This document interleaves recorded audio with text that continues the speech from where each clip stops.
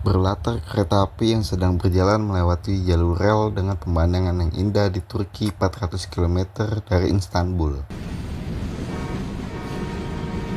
Kita akan melihat kembali sosok Robert McCall yang sekarang berjenggot, memakai peci, kacamata, dan pastinya sedang membaca buku. Dia berada di kafe yang berada di salah satu gerbong kereta api itu. Dia mau memesan air panas dan pelayannya mengatakan bahwa kafe sudah tutup. Di sana ada 4 orang pria juga yang sedang duduk-duduk dan minum. Salah satu pria itu meminta agar tetap melayani Robert.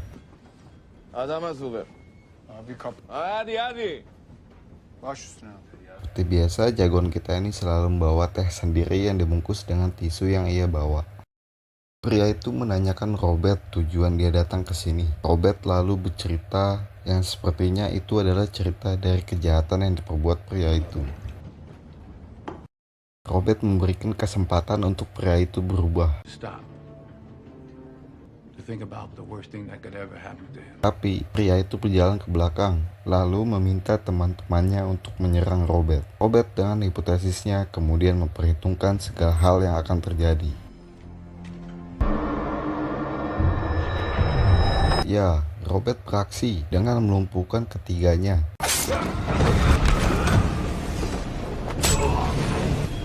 Dan hanya tersisa Robert dan pria itu. Robert kembali memberi kesempatan kepada pria itu untuk memilih. Dan inilah The Equalizer 2.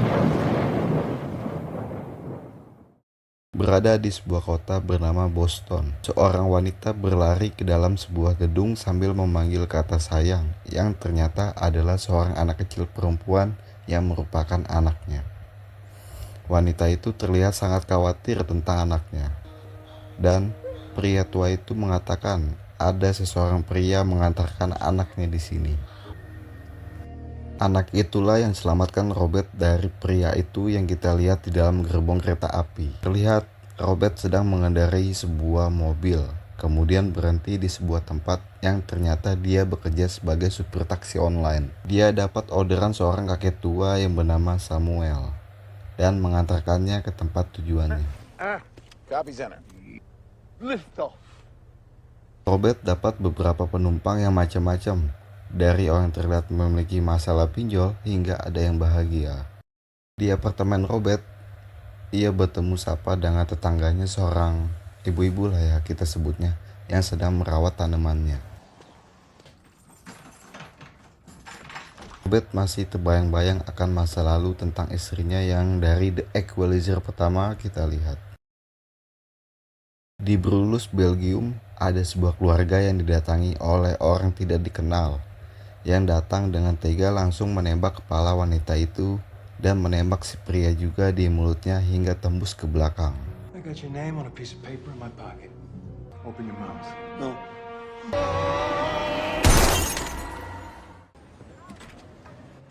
Robert terlihat mengunjungi sebuah toko buku dan meminta buku yang ia pesan sebelumnya.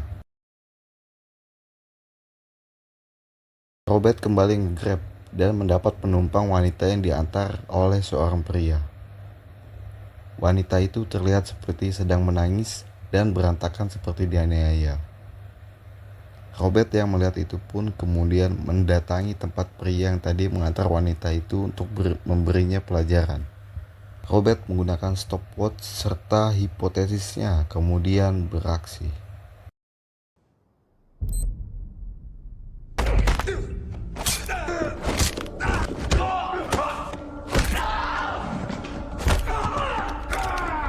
Robert menghajar mereka semua serta mematahkan salah satu tangan dari pria itu.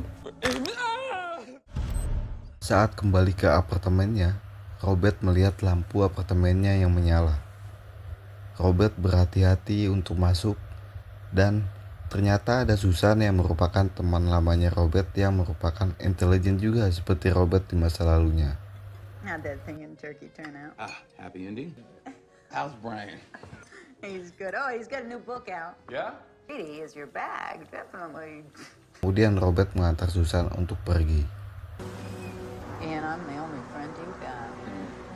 Berganti hari, salah satu tetangga apartemennya mengatakan ada seseorang yang merusak tanaman ibu-ibu itu dan tembok yang sudah dicoret digambar-gambar oleh orang tidak dikenal. Ini Miles, salah satu tetangga apartemen Robert juga, yang meminta untuk Robert melaporkan aja ini ke pemilik gedung untuk memperbaikinya atau menggunakan jasa tukang cat atau orang lain aja yang mengerjakannya. Miles kemudian menawarkan diri untuk membantu dengan ongkos $350. Robert hanya tertawa mendengar hal itu. Miles mengatakan kalau dia artis dan dia sekolah seni tapi jarang masuk kelas karena melakukan kerjaan lain untuk memenuhi kebutuhannya. I tell you what, 50's a little high, but I appreciate the offer. All right. Miles datang kembali dan melihat Robert yang masih ngerjain cat tembok ini. Miles merubah tawarannya menjadi $250. Robert pun mau, tapi asalkan Miles mengerjakannya setelah pulang sekolah. Mereka terlihat sangat dekat dengan candaan. Don't be checking me, all right? I'll be checking for you. Berpindah ke Susan yang tengah meeting online di rumah alias WFH, membahas tentang kasus yang dimana terlihat Brian juga sedang menanyakan penampilannya. It's perfect. Right, I'll see you. Have fun, sweetheart. Di sebuah bangku dengan pemandangan laut, Robert bersama Samuel, kakek tua penumpang langganan Robert. Samuel bercerita tentang kehidupannya di mana ia dulu dipisahkan dari saudarinya waktu masa kecil. Dan lukisannya yang dijual seseorang seharga 12 juta euro. Dan Samuel ingin membuktikan pada mereka kalau lukisan itu adalah miliknya. Kemudian dia dijemput oleh perawat dan seorang pria bercerita bahwa Samuel sudah berulang kali ke pengadilan namun selalu gagal. He's still obsessed with the painting. Just keeps going back to court to hear the same thing. Di Washington DC, terlihat Robert bersama Brian dan juga Susan yang baru keluar dari kafe. Kemudian Brian pergi. Robert memberikan secari kertas kepada Susan untuk mencari tahu yang bisa ia temukan. Do fly off to Brussels tomorrow. Thought you were retired. Oh, good night. Good night. Saat kekebutan Robert yang sedang mencuci sebuah apel dan sembari menatanya dengan rapi, dia mendengar suara Miles dan si ibu-ibu. Ternyata si Miles sudah berada di sana dan mengerjakannya sesuai dengan janjinya kepada Robert kemarin. Di Brussels, Belgia, Susan bersama beberapa orang lainnya sedang menyelidiki dan memeriksa TKP kejadian kasus keluarga suami istri yang tewas terluka dengan luka tembak di kepala di keduanya. Ini Dave, rekan kerja Susan yang merupakan intelijen juga. Kembali ke Samuel dan juga Robert. Samuel merasa kalau hakim tidak kooperatif, tidak mau melihat bukti dari si Samuel ini. Dia membuka sebuah peti kayu kecil dan memberikan foto saudari atau adiknya yang bernama Magda. Dia sedih karena dia tidak bisa melindunginya.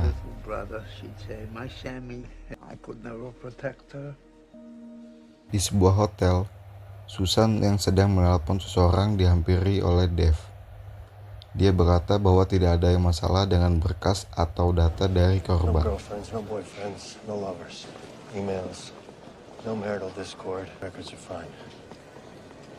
Texts. Come on, Dave. Women fuck around too. Saat akan naik lift, terlihat beberapa orang dan 2 orang pria menggunakan tas ransel backpacker yang ikut masuk dalam lift hingga membuat lift itu penuh. Saat sudah di lantai kamar Susan, Dave masih berdiri di lift dan akan segera menyusulnya. Downstairs at 6? You got it. Guess I'm going back out. Susan yang sedang membuka pintu kamar hotelnya, tiba-tiba dia diserang oleh 2 orang pria tidak dikenal. Ternyata 2 pria itu yang naik lift bersama Susan tadi. Susan berusaha melawan, namun wanita tetaplah wanita, dan lawannya adalah 2 laki-laki cemen. Di sini saya gregetan karena ini wanita loh digebukin. Wanita versus wanita, oke lah. Ini 2 orang laki-laki loh, mental macam apa ini ya mereka beraninya sama wanita. Lanjut.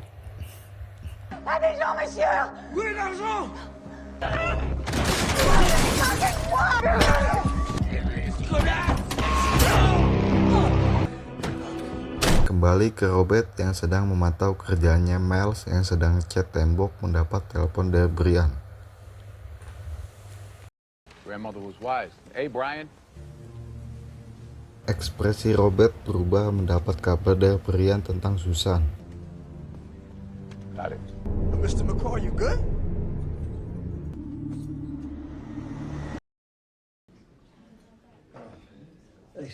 Di rumah Susan, Brian menceritakan polisi berkata sering terjadi perampokan di hotel. Brian mengatakan Susan tidak menggunakan perhiasan apapun kecuali cincin pernikahannya. Dan polisi mengatakan akan melakukan sekuat mungkin dan bekerja sama Interpol untuk menemukan pelakunya.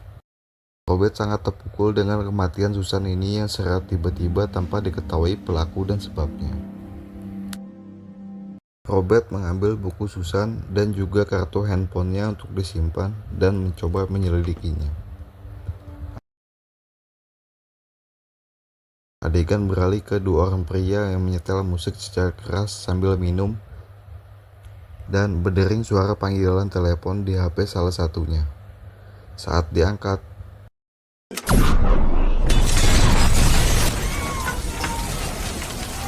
ledakan terjadi di rumah kedua orang itu dan terlihat seorang pria berkacamata seperti telah menelepon dan masuk ke dalam mobil bersama 3 orang lainnya. Di radio terdengar ada badai dan juga Robert yang sedang melihat data dan rekaman hotel Susan berada. Terdengar ketukan pintu dari Miles yang ingin mengembalikan buku Robert yang tertinggal. Robert menghiraukannya dan tetap melanjutkan melihat foto-foto Susan dan rekaman CCTV berharap ada petunjuk untuk mencari pelakunya. Di Washington DC, di sebuah taman, Robert duduk dan bertemu dengan Dave lalu berpelukan erat. Dave ini merupakan partner Robert juga bersama Susan dan baru mengetahui bahwa Robert masih hidup. Mereka bercerita banyak kenangan dulu bersama setelah lama tidak bertemu. Got me that cabin. If it weren't for Susan, have any of it. Susan tidak menekan tombol lift, melainkan orang yang membawa tas backpacker yang menekan tombolnya seakan mereka mengetahui dia harus ke lantai keberapa. Dan menanyakan pendapat Dave tentang luka tusuk Susan, bahwa ini bukan perampokan. Dave pun berespek dan bersedia membantu Robert. Mac, whatever it is, whatever. Same blood. Robert yang kembali memantau kerjaan si Mel ini melihat sebuah mobil dan keluar seseorang yang gayanya mirip si Miles dan mengajaknya pergi. Robert juga mencari petunjuk dengan melakukan adegan rekayasa dengan membayangkan kejadian sebuah keluarga sepasang suami istri yang tewas dengan luka tembak di kepala. Dia menyadari bahwa ini bukanlah bunuh diri, melainkan ada seseorang yang telah menghabisi mereka. Dave yang berada di kantornya menerima telepon dari Robert. Robert menemukan petunjuk kalau pistol berada di sisi kanan suami korban tadi. Dan kata si Dave, suaminya itu tangan kanan. Robert yang sudah memahami luka tembak mengatakan istrinya ditembak oleh orang bertangan kiri. Dan ada orang lain di ruangan itu. Robert mengatakan pelaku suka mengirim pesan. Dan saat Susan menyelidiki, mencari tahu siapa yang ada di ruangan itu, dia pun dibunuh. Robert yang fokus menyelidiki kejadian itu melihat Miles tidak mengerjakan janjinya, kemudian mendatangi markas gangster.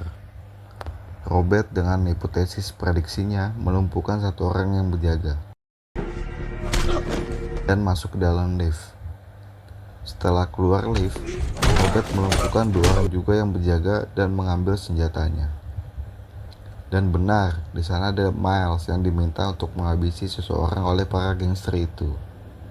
Make sure you kill one of them L niggas tonight. Don't come back without it empty. Dan Robert datang dengan mendongkrak senjata mengatakan bahwa ia adalah ayahnya Miles dan meminta Miles untuk pergi pulang. Para gangster hanya diam dan Miles bersama Robert keluar. Miles marah dan menjelaskan bahwa jika dia tidak menjadi gangster, dia tidak akan mendapatkan uang untuk membayar tagihan pinjol, aku laku, supir letter, token listrik, dan sewa kosannya. Robert pun memberikan pistol kepada Miles untuk menembaknya. Robert menasehatinya dan meminta Miles untuk berubah lalu meninggalkannya. A chance. Use it while you're still alive. You don't know what death is. Make a decision. Keesokannya, Miles pun datang ke kamar apartemen Robert berharap Robert memaafkannya.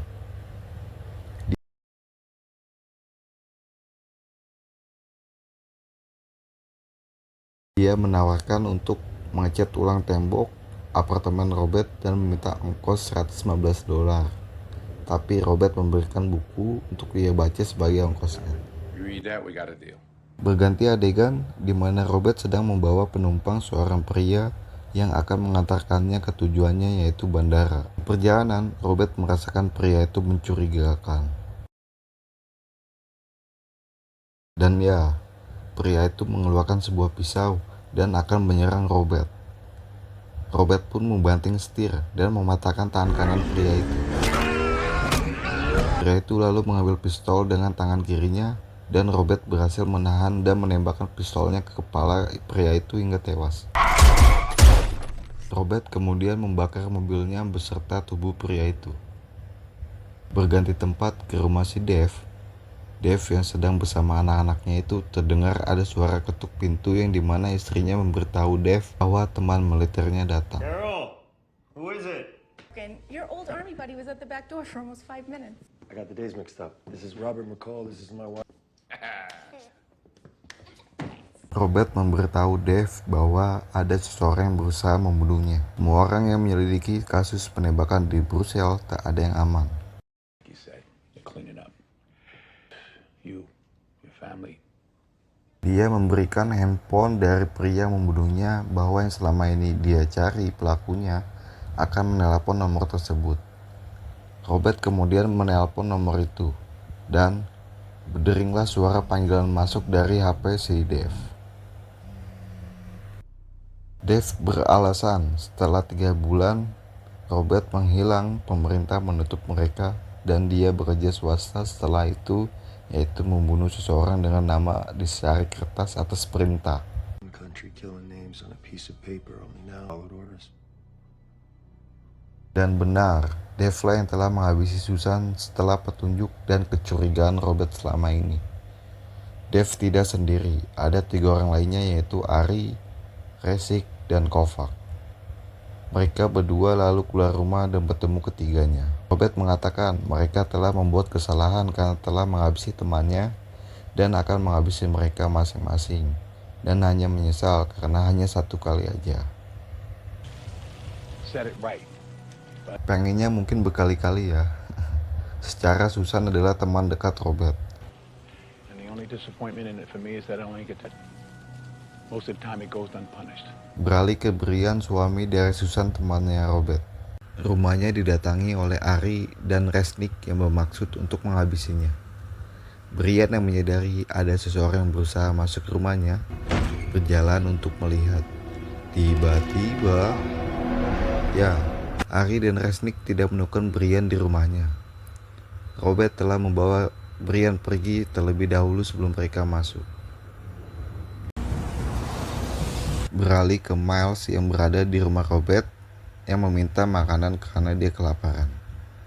Robert yang mendengar suara anjing yang menggonggong menanyakan kepada Miles apa yang dia lihat di seberang jalan. Miles berkata ada beberapa pria kemari mengantarkan pizza. Miles menyampaikan ada seseorang yang berusaha masuk. Robert yang memantau melalui monitor dari CCTV yang ada di rumahnya meminta Miles bersembunyi di lemari buku rumahnya. Miles pun masuk dan bersembunyi.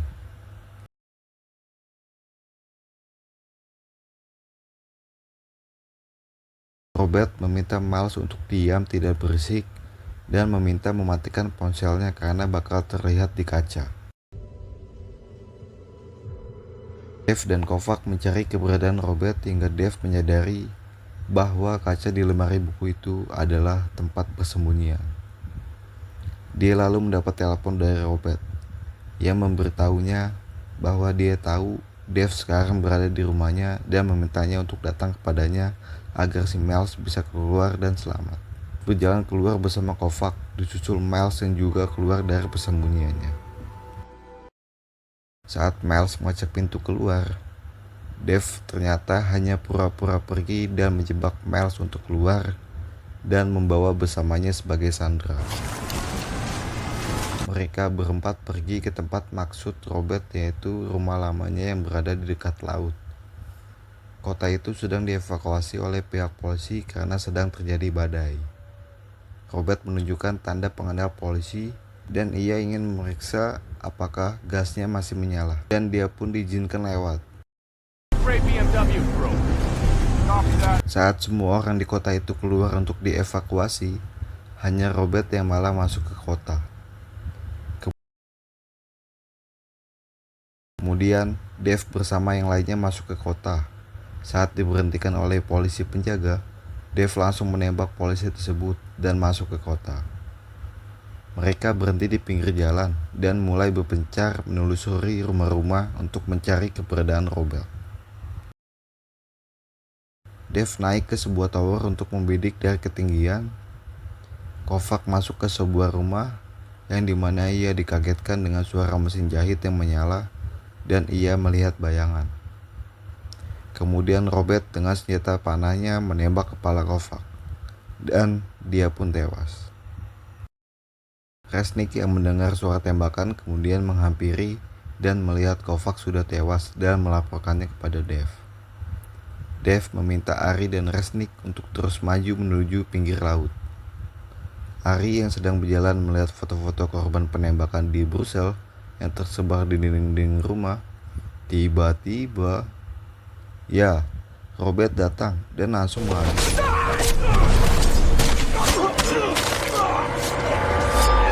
Resnick yang melihat Ari juga tewas melaporkan pada Dave.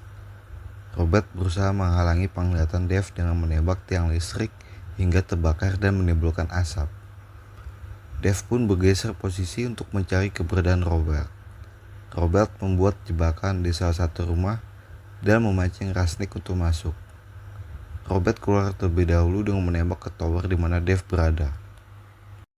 Resnick melemparkan bom ke dalam rumah itu dan boom! Terjadi ledakan besar yang membuat Resnick terluka cukup parah di perutnya hingga hancur dan ia pun tewas. Resnick, you copy? Kini hanya Dave dan Robert yang tersisa. Dave menembaki mobil itu yang di dalamnya terdapat si Miles di bagasi mobil. Hair off on that one, I might have hit the kid. Miles terkena tembakan di kakinya. Side mirror. Saat Dave akan menembak ke arah bagasi, Robert juga menembak ban mobil itu dan membuat tembakan Dave meleset. Dave terhempas oleh angin badai yang membuatnya hampir terjatuh. Saat si Dave ini terus mengoceh, Robert sudah berada di atas juga. Pertarungan 1 versus 1 pun terjadi dengan diiringi badai membuat adegan menjadi dramatis. Robert pun berhasil menghabisi Dave dengan menusuk dada dan juga lehernya. Robert turun ke bawah dan menyelamatkan Miles.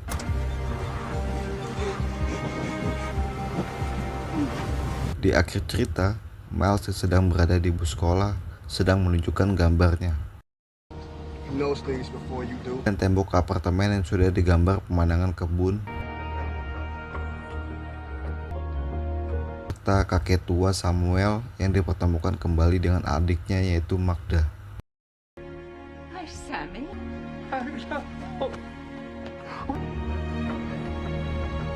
Selesai.